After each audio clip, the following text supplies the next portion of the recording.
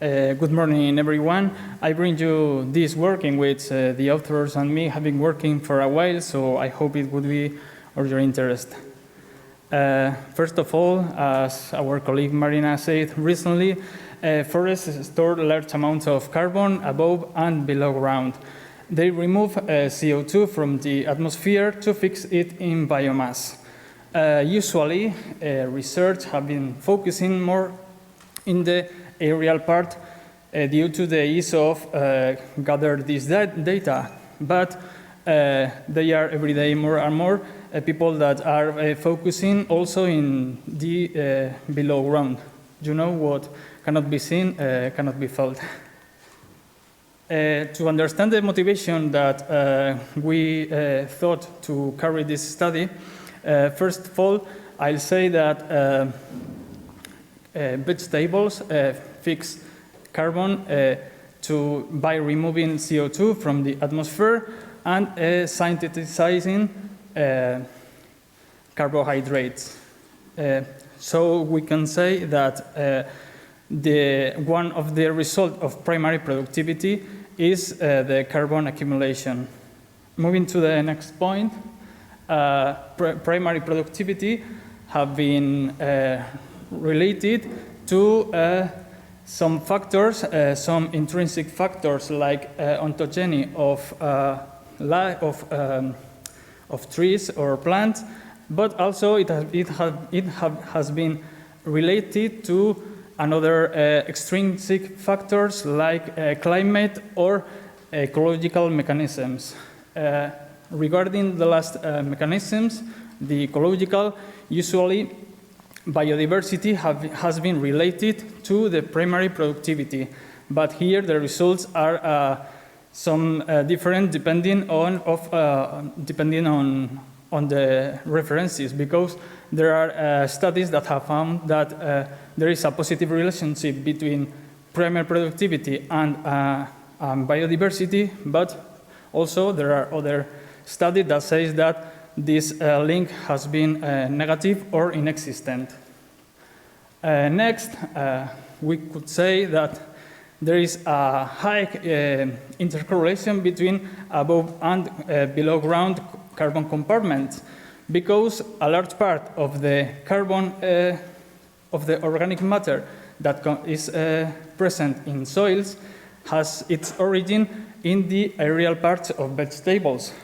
I speak about litter fall, about leaves, about seeds, flowers, fruits, or branches, or even dead stems or dead wood that fall to the ground and they decompose and form part to the soil.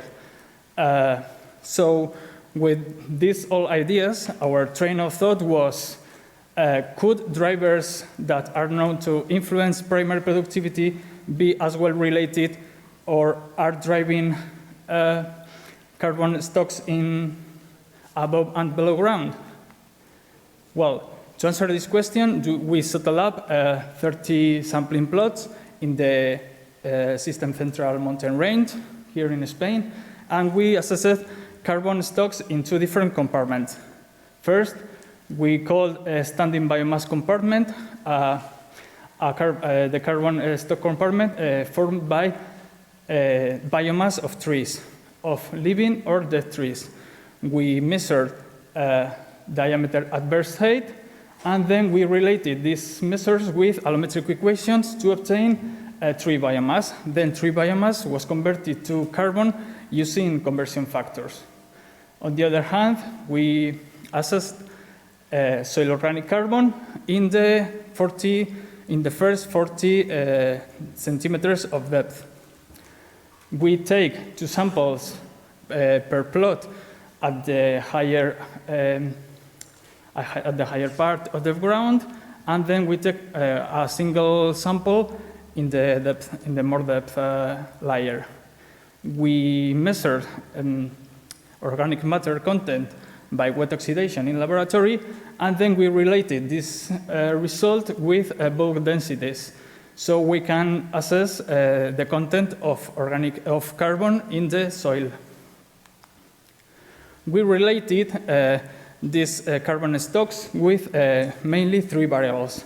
The first of all was the maximum forest age, understood as the mean of the 3 oldest trees. We use dendrochronological methodologies to assess age in this case.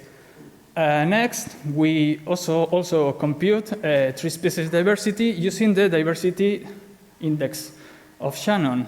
It represents how the tree size are distributed across the species in a plot.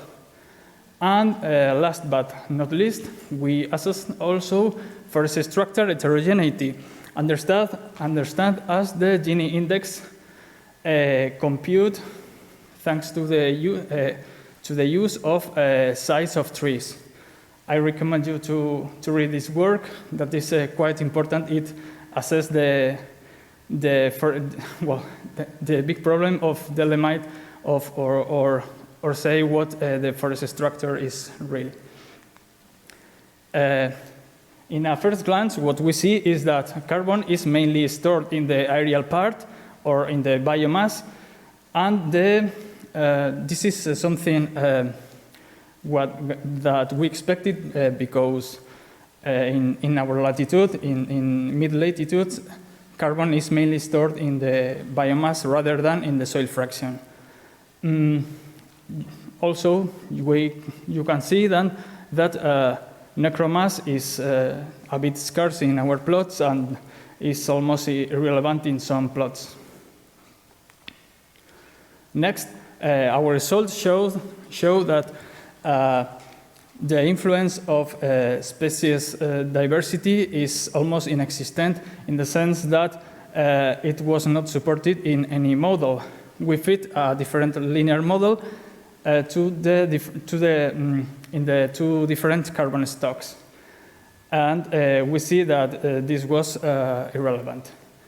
Next, the main term that explained carbon stocks in our sampling plots were the interaction between Gini and forest age interaction term. To see more deeply this interaction, here we have 2 graphs. On the left, we have standing biomass carbon, the prediction of standing biomass carbon in function of our linear models. And on the right, the same, but with soil organic carbon instead. So we can see that this effect is mainly positive in the sense that then older canopies gather more carbon and confirming structure heterogeneity enhance the carbon stocks is also enhanced. However, the point is to comprehend how this interaction serves as a predictor of carbon stocks. So if we take care of a homogeneous size forest, we can see that the effect of forest age is almost 0. However, if we move to this part of the graph, we can see that the carbon accumulation is increasing according the forest aging process. So we think this is a quite important result because to store or to enhance the carbon sink, we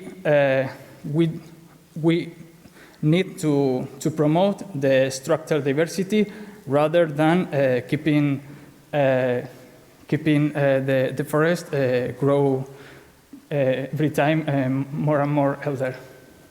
So thank you very much.